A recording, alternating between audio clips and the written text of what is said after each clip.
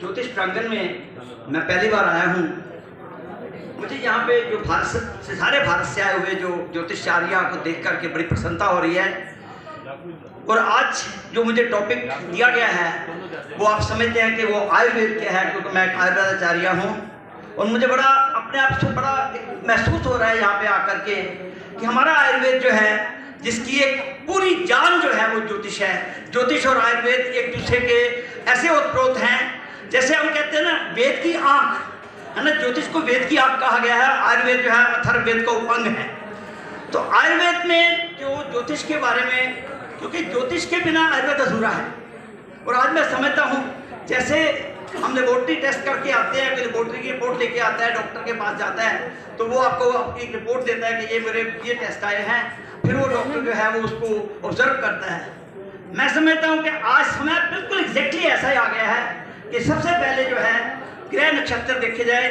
ज्योतिषचार्य के पास पेशेंट को जाना चाहिए, उसको पता होना चाहिए कि मेरा जो है कौन सा दोष इस टाइम पे है, कौन सी ग्रह दिशा चल रही है, क्योंकि उसकी इंपॉर्टेंस बहुत ज़्यादा है ना। हमारे जो मुझे कथा याद आती है, एक वैद्य साहित्य में पढ़ रहा था थोड़ा, तो उसमें उज्जैन नगरी में राजा हर्षवर्धन, आप सब जानते हैं, सबने नाम सुना होगा, 7th सेंचुरी की ये बात है। वो बहुत बीमार हो गए थे, बहुत ज़्यादा बीमार हो गए थे और बड़ी सीरियस कंडीशन थी उनकी। उनके राजवैद्य ने भी जवाब दे दिया था कि अब ये ठीक नहीं हो सकते। उसमें के बड़े ही कमाल के वैद्य थे जो रसेंदु नाम से प्रसिद्ध थे, उनको प्राणाचार्य कहा करते थे। प्राणाचार्य की डिग्री उसको कहा दी जाती है जो दिए हुए गए प्राणों में भी जो प्राण फूंक देता है। तो ऐसे विद्वान वैद्य जो थे रसेंदु, जब उनको बुलाया गया तो उन्होंने बड़ी अपनी रिसर्च की थी। 3 प्रकार की उन्होंने दवाइयाँ बनाई थी, 3 उन्होंने गोलियाँ तैयार की थी कि जो एक बहुत ही सीरियस पेशेंट को दी जाती थी। तो राजा हर्षवर्धन को जो है वो उन्होंने मेडिसिन दी, क्योंकि टाइम बड़ा थोड़ा था। आते ही उन्होंने एकदम से गोली दे दी। गोली दी तो उनको ठीक हो जाना चाहिए था, जिस प्रकार का उनका रेपुटेशन था। परंतु दवाई लेने के बावजूद भी 2 घंटे बीत गए, 3 घंटे बीत गए, शाम हो गई, बिल्कुल वो ठीक नहीं हुए। तो बड़ा ही वो मायूस हो गए, बहुत ही मायूस होकर के उन्होंने कहा ये आयुर्वेद तो बेकार है, ये क्या फायदा है मुझे इसका करने का। वो सारी किताबें लेकर के नदी के किनारे पे चले गए, बड़े मायूस होकर पेड़ के नीचे बैठे थे।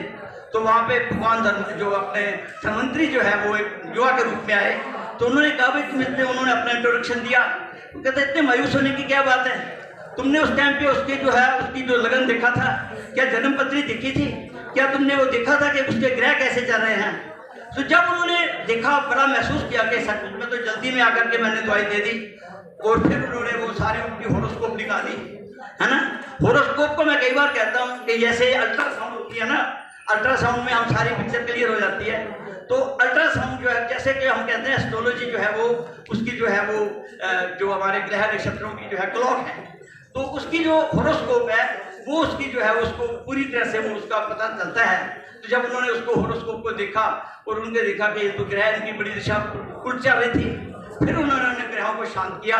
ग्रहों को शांत करके एग्जैक्ट 2 दिन के बाद वही दवाई दी और उससे उनको जादू की तरह असर हुआ। तो ये इंपॉर्टेंस ऑफ द ज्योतिष विद आयुर्वेद। तो मैं क्योंकि एक आयुर्वेदाचार्य हूँ तो मैं आयुर्वेद के बारे में बात जरूर करूँगा आपके साथ कि आयुर्वेद क्या है। आयुर्वेद जो है, जैसे हम कोई टीवी खरीदते हैं, कोई वहाँ से अपनी कोई कार लेके आते हैं, या कोई अपना टेलीफोन खरीदते हैं, या कोई कुछ भी मोबाइल खरीदते हैं, तो हमें एक पुस्तक दे देते हैं, वो मैनुअल ऑफ इंस्ट्रक्शन दे देते हैं उसकी रख रखाव के लिए। तो एग्जैक्टली आयुर्वेद जो है हमारे रख रखाव के लिए एक ऐसी पुस्तक का नाम है जो कि हमारी जो है हेल्दी को हेल्दी रखने के लिए है। वो जो पुस्तक का नाम जो है, जिसको हमारे ऋषि मुनियों ने हमें दिया धरोहर के रूप में, जैसे हमारे ज्योतिष का ज्ञान जो वैदिक ज्योतिष है ये भी हमारे धरोहर के रूप में मिला है। इस धरोहर को जो है आयुर्वेद पे उसको बड़े अच्छे तरह से संकलन किया गया है। तो आयुर्वेद की परिभाषा क्या है, हित अहितम सुखम दुखम आयुष तस्य हित हितम मानन चतुर्तम आयुर्वेद से कहते हैं। आयुर्वेद वो ज्ञान है जिसमें क्या हितकारी है, क्या अहितकारी है, क्या सुखकारी है। तो ये सारी चीजें हमें ज्योतिष में भी बताई जाती हैं कि किस ग्रह में कौन सी औषधि, ज्योतिष शास्त्र में भी ऐसा ज्ञान मिलता है। तो मैं अपने आप को बड़ा मैं इस बात को बड़ा महसूस करता हूँ कि क्योंकि पहले ज़माने में हमारी जो आयुर्वेदाचार्य की डिग्री को मैं पूरा कंप्लीट नहीं मानते थे जब तक उसको ज्योतिषाचार्य वो नहीं होते थे। तो आज जो है वो समय ऐसा है कि हमारे जो आयुर्वेदिक कॉलेज है वहाँ पे भी मैं चाहूँगा कि वहाँ पे ये ज्योतिष का ज्ञान जो जैसे योग को जोड़ दिया है, ज्योतिष को भी जोड़ना बहुत अनिवार्य है, ताकि हम जो है कम से कम वैल्यू की मेडिसिन दे करके अपने उसके ग्रहों को, नक्षत्रों को ध्यान में रखते हुए उस औषधि का प्रयोग करें तो हमें फायदा हो सकता है। तो जो आयुर्वेद के बेसिक प्रिंसिपल्स है वो क्या है? पंचमहाभौतिक सिद्धांत है, सभी को पता है कि सर्वधर्मयानी पंचमहाभौतिक शास्त्र है। ज्योतिष में भी वही हमारे 5 जो है हर राशि के साथ कोई ना कोई जो तत्व है, क्योंकि जो 5 तत्व हैं वो तो बेसिक एलिमेंट्स हैं, तो जिसके बिना ज्योतिष भी अधूरा है, हमारा जो आयुर्वेद भी अधूरा है। आयुर्वेद के जितने भी दोष है वात पित्त कफ जिसके ऊपर हम चिकित्सा करते हैं, है ना, वो वात पित्त कफ के भी जो कॉन्स्टिट्यूशन देखें तो वही 5 तत्व हैं उनके। जैसे पृथ्वी जल जल जो है वो हम कह देते हैं पृथ्वी जल जल इसको कफ है ना। फायर का तत्व जो है वो पित्त को कहते हैं, अग्निदेव शरीरम पित्त अंतर्गत है शुभ शुभानी करोती, जो अग्नि है वो पित्त के साथ जुड़ी। ऐसा ही हमारे ज्योतिष में है कि एक एक चीज आपस में समन्वय रखती है। वामन पुराण की मैं देख रहा था कि वामन पुराण में जो हमारा जो पूरे का पूरा जो है हमारा जो काल जिसे कहते हैं पुरुष ना, काल पुरुष का जो पूरे का पूरा विधान है कि जैसे मेष राशि हेड से शुरू होती है ना, मीन का फीट से है ना, जैसे लियो का आप सब जानते हैं, उसके बारे में ज़्यादा चर्चा नहीं करूँगा। मैं तो आयुर्वेद की बात करना चाहता हूँ कि आयुर्वेद में जो है वो 3 दोषों का जो समन्वय है उसके है। तो आयुर्वेद में जो सबसे इम्पोर्टेंट बात है कि वर्ष चिकित्सा आयुर्वेद में बीमारी तो कह देते हैं तो रस्तु दोष वैषम्यम, दोष साम्य में रोकता है रोगों का विषम अवस्था का नाम जो है वो किसी भी तरह से हम उसकी विषमता को दूर कर दें तो वो जो है हमारी चिकित्सा कहलाती है। तो चिकित्सा की जो डेफिनेशन है वो ऐसी है कि डिजीज को कोई ऐसी दवाई से दबा दो, ऐसा नहीं है। आयुर्वेद में भी वही कंसेप्ट है, क्या लिखा हुआ है? या भी क्रिया भी जयंते शरीरे धात्वे समय से चिकित्सा विकारणम कर्म तस्विचा मतम। तो चिकित्सा का कार्य क्या है कि जो मर्जी क्रिया करो, चाहे उसको योग कराओ, चाहे प्राणायाम कराओ, चाहे उसको ज्योतिष के कुछ मंत्र बता दो, क्योंकि हमारे यहाँ पे जो चिकित्सा है वो 3 प्रकार की बताई गई है। हमारे चिकित्सा का जो पाठ है वो केवल ये नहीं है कि हम दवाइयाँ दे दें और पेशेंट को ठीक करते हैं। तो चिकित्सा जो मर्जी क्रिया करो, चाहे ज्योतिष के जो भी उपाय बताए गए हैं उसको करो, वो भी चिकित्सा। इसलिए ज्योतिष शास्त्र जो है वो एक तरह का चिकित्सा का पाठ है, उसको उसका पाठ ही मानेंगे हम।